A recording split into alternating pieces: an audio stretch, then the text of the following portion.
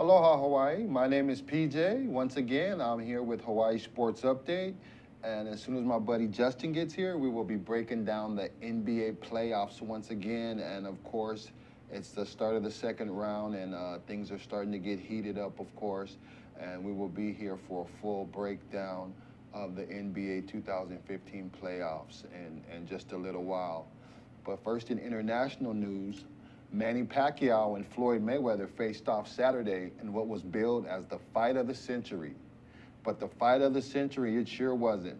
Manny stayed on the outside and let Money Mayweather pick him apart as the undefeated champ totally outclassed Pac-Man and won the title going away. Three of the judges' scorecards, one had Mayweather winning 118 to 112, while the other two judges had it 116 to 112, and a unanimous decision victory to put Money Mayweather at 48-0 and one win away from Rocky Marciano's 49-0. Of course, that is the record, the all-time record that Rocky Marciano has, and that's what Floyd Mayweather is definitely going to be shooting for. Mayweather stated that he will release all the belts in order for some of the younger up-and-coming fighters to have a shot. But he also stated that he will fight again in September, then retire from boxing permanently. Manny Pacquiao did require surgery after the fight for a torn rotator cuff and will not return to action for 9 to 12 months. In local sports, the UH men's volleyball team, coming off a semifinal loss to Pepperdine last week, still found good fortune as UC Irvine defeated Pepperdine in the Mountain Pacific Sports Federation final, thus allowing the Rainbow Warriors to receive an at-large bid to the 2015 NCAA men's volleyball tournament on May 7th. The Bulls must face Penn State in a play-in match tonight to determine who will face the #1 seeded Lewis on Thursday. UH leads the overall series against the Nittany Lions 14-8, having swept Penn State as recently as May 1st in the Outrigger Resorts Invitational. Plenty of hardware was passed out to the Bulls during this campaign, as preseason All-American middle Taylor Averill was selected to the first team for the second year in a row. Opposite Brooks Sador was selected to the second team after receiving honorable mention acclaim last year, while juniors Siki the Hammer Zarkovic and Colby Kanataki, as well as sophomore setter Jennings Franciscovic, all received honorable mention All-American status. UH faces off against Penn State at 5 p.m. Hawaii time. Now, the men's baseball team came off a very impressive weekend, downing Long Beach State in all 3 games to sweep their second Big West Series of the year and pull to 500 in conference play at 9-9. Tyler Brashears remains hotter than July, as well as sophomore lefty reliever Quentin Torrance Costa, as they both combined on a 1-0 shutout victory for the second consecutive Saturday night. Brashears is a repeat winner of the Big West Pitcher of the Week award, going 7 2/3 innings of 5-hit ball against the Dirtbags, and Quentin Torrance Costa, of course, pitched 1 1/3 innings of ball without allowing a run. In the opening game of the series, UH won by the score of 7-4, once again with Quentin Torrance Costa going 2 complete with 1 hit and 3 Ks to earn his 5th save of the season. And in the finale on Sunday, freshman first baseman Eric Ramirez went 3 for 5, and local boy Jared Awakawa pitched 5+ to pick up the victory and complete the sweep 6-2. The Bulls stayed in California and faced UC Riverside on Thursday. We're going to be going to a little commercial break right now, and when we come back, we'll be back with Justin Baptiz breaking down the NBA playoffs on the other side of Hawaii Sports Update.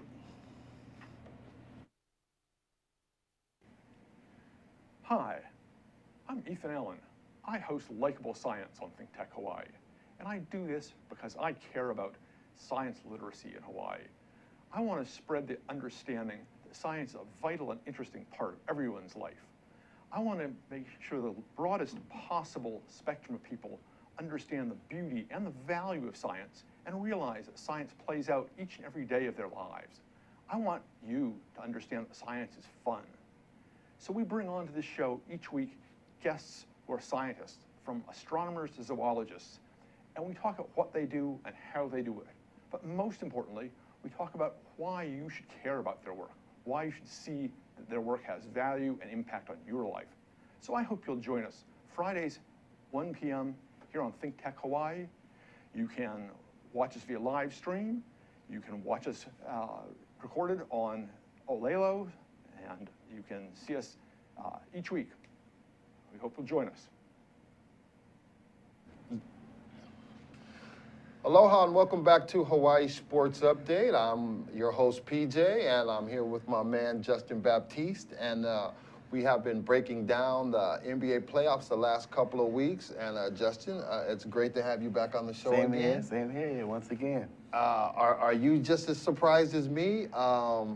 You know, tell me what's going on in the East. Washington, they just won their third consecutive road game on the road. That has to be veteran leadership from Paul Pierce. Right. Especially Atlanta's the #1 seed and Washington is the #5 seed. Looking very impressive with the sweep and now an opening victory over Atlanta. How tough is Washington, and are they a real threat to Atlanta or Chicago or Cleveland? Yeah, they're a real threat. I mean, they're a young team compared to Atlanta's concerned. But at Atlanta, they just didn't come out firing like they usually would. But Washington, where they've been playing, they're tough. They're a tough team to go against. Well, you know, like we said last time, the thing about Atlanta, and I would also put Golden State in that category, and we'll get to Golden State in a little while, but when you're a jump shooting team like that, you know, you get hot and cold, man. You know, there's players who you know get hot, and there's players who get cold, and there's teams that get hot and cold. Right. And if you primarily rely on the jump shot without really having too much of a low post presence, that can either be totally good or it could be a total detriment. And I think that if Washington continues to play defense, especially on Kyle Korver, the way that they have, that Atlanta is going to have to find somebody to get hot for them in order to contend. Most definitely, yeah. Because, you know, Kyle Korver is a great shooter, but they have to use all the other pieces involved in order for them to be a good team. Absolutely. So those guys are back in action tonight, right? I think that's tonight, Atlanta and Washington. So that's a very interesting series with Washington going in with a 1-0 lead. Of course, we already spoke about John Wall and Bradley Beal, probably the second best guard combination. Well, I don't know. With a healthy Derrick Rose and Butler, I don't know. We'll see. And speaking of Derrick Rose and Jimmy Butler, now Chicago goes on the road. Okay, just like Washington went on the road, Chicago goes on the road and knocks off Cleveland. Now, Cleveland has always been their nemesis. It's just, you know, back before Derrick Rose got hurt in 2011. Right. There was a lot of people who felt that Chicago was strong enough to take out Miami back then, and if Derrick Rose wouldn't have got hurt, and that was the year I believe Rose won the MVP. You know, a lot of people are saying LeBron shouldn't have any rings at all. If Derrick Rose was healthy, he would probably have no rings at all. That's the #1 thing. #2, Kevin Love is out.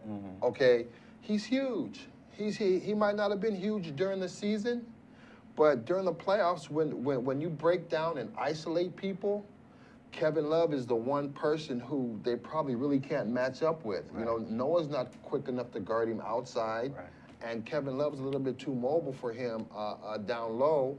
So give me your take about Chicago having a 1-0 lead on Cleveland. Give me your take about Kevin Love being out, and you know, which team's going to win this series? Well, I mean, you mentioned about Kevin Love. Kevin Love is one of the huge dynamics of the Cavaliers and much of their success.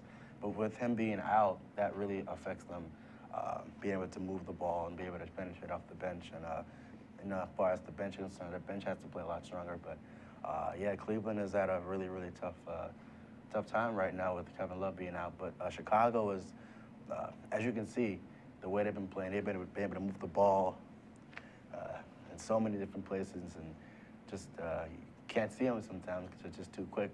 Absolutely. And yeah. Go ahead. Yeah. Chicago's got this. Okay, and well, here's the thing. Not only is Kevin Love out, Okay, you also have J.R. Smith on suspension for that punch to Jay Crowder's face in the last game of the Boston series. So he's going to miss the first 2 games, and that's 2 starters. Now in Love's place and J.R. Smith's place, they have Shumpert and Miller, and those are basically 2 role players who had limited minutes, and in the first round, they hardly even played. Right. And now they have to step up and play a lot of minutes. Well, especially Miller. Once Love is gone, when J.R. Smith comes back, I'm not sure how many minutes Shumpert is going to be pulling, but for game 2, they're counting on both of these guys a lot. Mm-hmm. Right. And so. And Chicago's bench is deep. Joakim Noah hasn't really been playing 100%. Everybody knows he's a little bit nicked up and he has some injuries. Okay, then you have Kirk Heinrich, you have Jalen Rose, you got, not Jalen Rose. Derrick Rose, excuse me. You got Jimmy Butler, you got Paul Gasol. Gasol was killing them. Every time Rose would dribble in and penetrate, Paul Gasol would have open shots all day long, and there's no way you can leave Paul Gasol open from 12 to 15 feet. What do you think Cleveland's going to have to do defensively to stop Chicago? Well, it's going to be tough for Cleveland because Chicago has all their players healthy, and Cleveland's kind of limited. But I think defensively, Cleveland has to be able to get turnovers, and they got to be able to not be too shy. Because in the first game, you saw LeBron missing a lot of easy buckets and traveling calls and a lot of turnovers. So he has to play a much better game in game 2. Well, you know the thing I noticed about LeBron, especially in the first game. LeBron, we all know that he can get to the basket whenever he wants.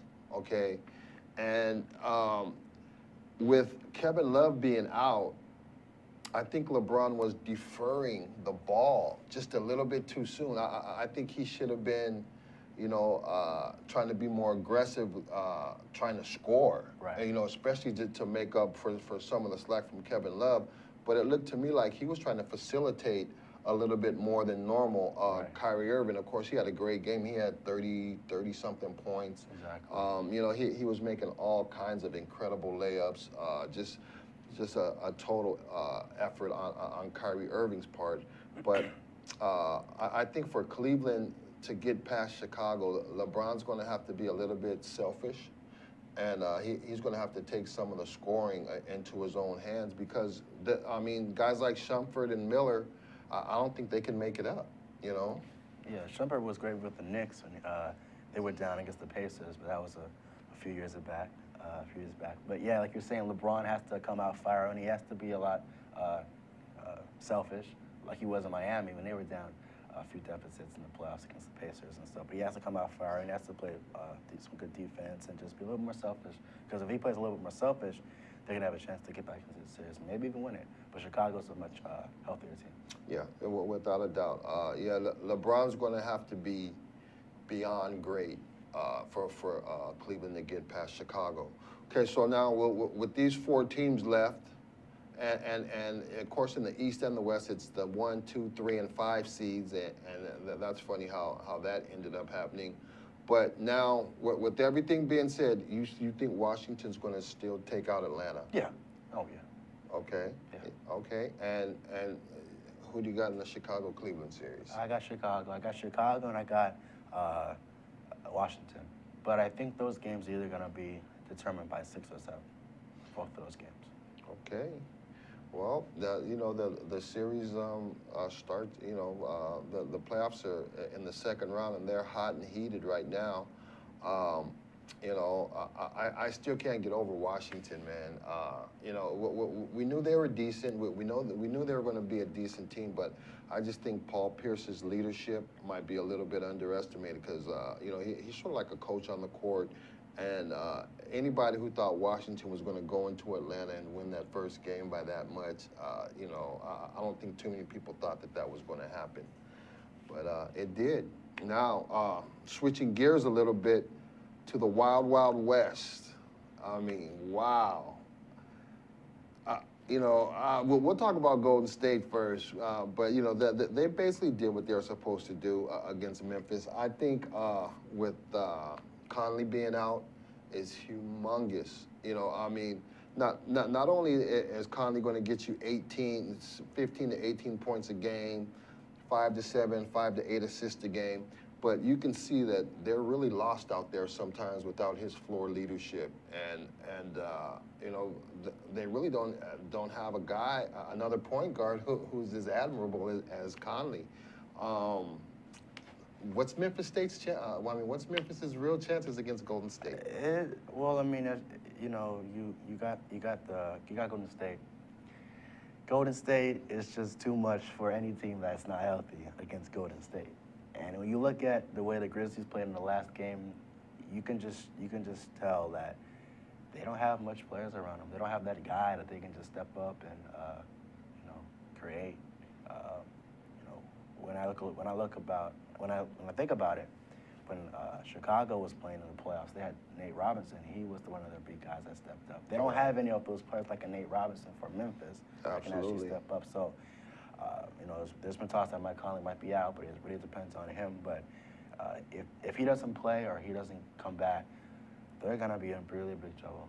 Well, I actually heard he was questionable for today. They had tried a mask on him the last couple of days, but it was still too much pain, and it didn't feel too comfortable. But what I saw in the Golden State-Memphis game,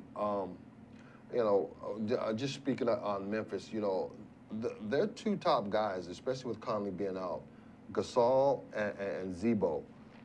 Now, if you're on the outside looking in, just not a regular fan, but an observer, Gasol is solid and Zebo is solid, but it's a new era, man. Those are 2-point scoring guys now. The only way that they're going to get 3-pointers is if somebody fouls them, when they're shooting the ball. And great players, don't get me wrong, but where's their 3-point threat? Who's their 3-point threat? 3-point threat. I mean, like Stephen A. Smith was saying, they just got demolished, Memphis just got demolished in the first game, and you can just tell that the Splash Brothers are just too much and just too dangerous for any team. But like you just said, you have the 2-punch. You have Gasol and you have Zebo. Where's their other guy? So they're in very, very big trouble. They're gonna have a tough time against Golden State. I think they're finished. If he doesn't get healthy, he doesn't come back. The first thing they got to do is get Mike Conley healthy. And with Conley being healthy, then they might have a chance. But I just can't see continuously switching 3-point shots for 2-point shots. And, excuse me, and Golden State just looks so deep. Curry, Thompson, Draymond Green, Andre Iguodala, even Stevenson off the bench, Bogut, Harrison Barnes. Justin Holiday, True Holiday's brother. Golden State is super deep, and like we said last week, I think Steve Kerr, when he came in as the coach, I think the difference between him and Mark Jackson was that he put an emphasis on defense, especially on Steph Curry, on Steph Curry's behalf. I think that with Curry and with James Harden, I think they both picked up their defense so much this year compared to last year, because last year they were liabilities. But I think that Kerr challenged Curry in the offseason, and Steph Curry stepped up to the plate. I think James Harden did the same thing with Houston. Now, speaking of Houston and the Clippers, wow, man.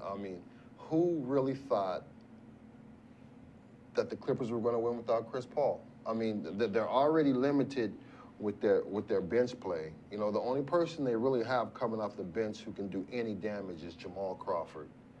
Okay, but what I saw in that Clippers game was I saw Blake Griffin emerge into a superstar. This is his second triple-double in a row. He's only the third person who's not a guard to have back-to-back triple-doubles in NBA playoff history. The only other one was Jason Kidd.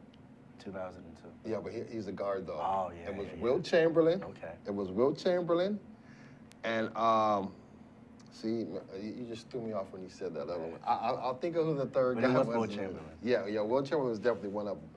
But Jamal Crawford, 22 huge points off the bench. Okay, J.J. Redick, he was scoreless in the first half, came back with 12 points in the third quarter. Matt Barnes had 20 points. Austin Rivers had 15. I mean, it was a total team effort from the Clippers, and, you know, you have to remember, Houston has Parsons out. Parsons is with the Rockets.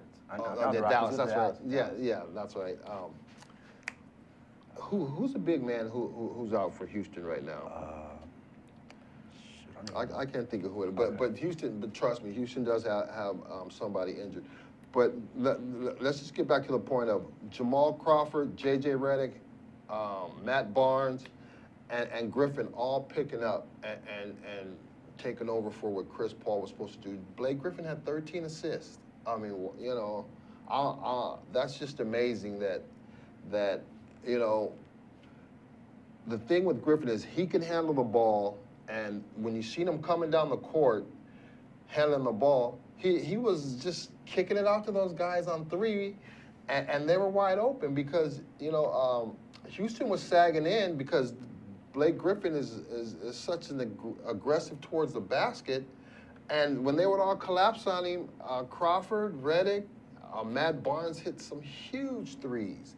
And Blake Griffin was finding them all, and that was just an amazing game to me to have Chris Paul out like that, and to just kill Houston is amazing. I know you have Golden State over Memphis, right? Okay, and what about the Houston and the Clippers? I think the Clippers have a huge advantage going forward. Houston is a little bit shaky, even though they've had some rest. But I think the Clippers and the Houston game is going to probably go 6 or 7 games. So I think I have the Clippers winning over Houston. Okay, well, we're here on Hawaii Sports Update with my man Justin Baptiz, and my name is PJ, your host, and we're going to take a commercial break. When we come back, we'll be talking about the NBA playoffs 2015 and break it down for you just a little bit more on Hawaii Sports Update. Aloha, my name is Miley Scarpino, and I'm the host of the Empower Hour. If you're interested in health, nutrition, fitness, here on the island of Oahu, want to learn more about places to train at or different trainers available, then watch my show on Fridays at 3. We have a great time, and I hope that you'll come join us. Much aloha. Now go get swole. Aloha, my name is Josh Green. I'm a senator from the Big Island and the ER physician. Every other Tuesday, I get to host a show here on the ThinkTech program about healthcare. We call it Healthcare in Hawaii. It's really enjoyable for me to bring other healthcare leaders from around the state to talk about our pressing issues. Hawaii has long been the health state, but we need to keep up the momentum, the inertia, and with your help and with your participation, we can come and share all of the big issues that are pressing day to day. Thanks for joining us every Tuesday, alternating weeks from 2 to 2:45. Aloha and welcome back to Hawaii Sports Update. My name is PJ and I'm here with my man Justin Baptiz.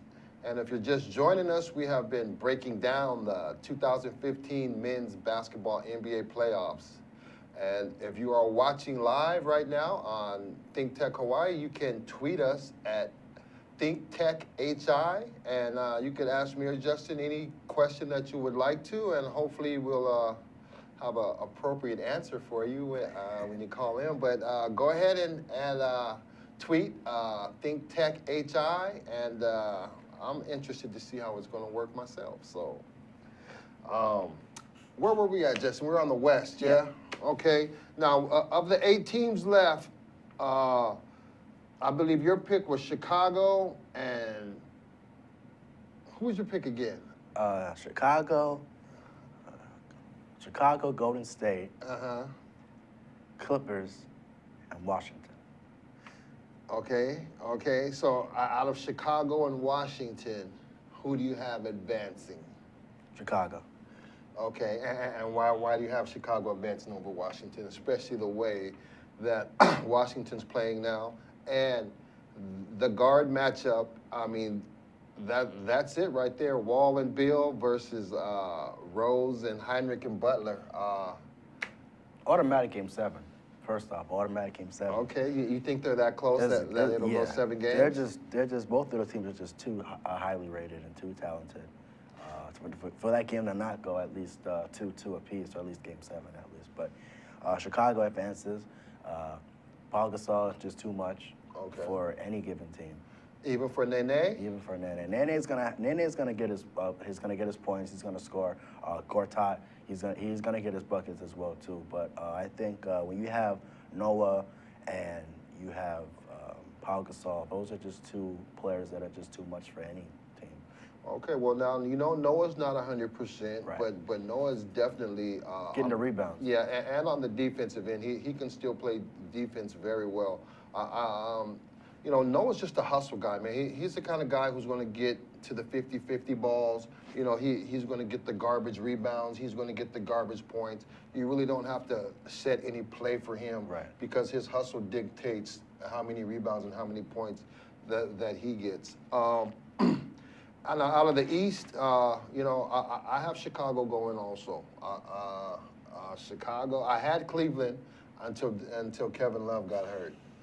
Now, once Kevin Love got hurt, it's just hard to go against Chicago, unless Atlanta catches fire like they did during the season. If Atlanta shoots at the percentage that they did during the season, then it's going to be tough between them and Washington. But right now, I can't go against Washington. They're 5-0 in the playoffs, and they've won 3 of those games on the road. So how can you go against them? These are all playoff tested teams. Toronto's not a joke. Atlanta is definitely not a joke. They're the #1 seed. Now, in the West, Golden State, Memphis, you got Golden State, and you have the Clippers over Houston. Yep. I first got to give a shout out to Steph Curry and winning the MVP. Much love to you and your family and for your players that helped you contribute to your success. But yeah, like you just mentioned, Golden State. Yeah, and you know what? Let me elaborate on that. Steph Curry, you see so many athletes nowadays, and people just are waiting for him to mess up, just to dog him out, and to see that Dell Curry, and who also played in the NBA, has kept his son so humble that when he comes up and receives this award, all he can talk about is his family upbringing and the way his dad raised him, and that's what MVPs are, you know what I'm saying? So he's just the most valuable person, and both of them are Dell Curry and Steph Curry. So there you go, Justin Baptiz, my man. He has Chicago coming out of the East. Yes. And I pretty much do too. And I think if Chris Paul gets back healthy, it might be the Clippers. But Golden State is hard to go against nowadays. The thing about basketball is, though, that when the teams are young and coming up like that, they usually don't take it their first year. They usually got to take some lumps, and then I'll be more confident in them winning it next year. But anyway, that's the wrap up of the 2015 NBA playoffs starting the second round. And Justin, much mahalo for all your expertise once again, and come in and talk a story about these NBA playoffs. My name is PJ, and this is Hawaii Sports Update. And we will catch you next week with some more NBA playoff updates.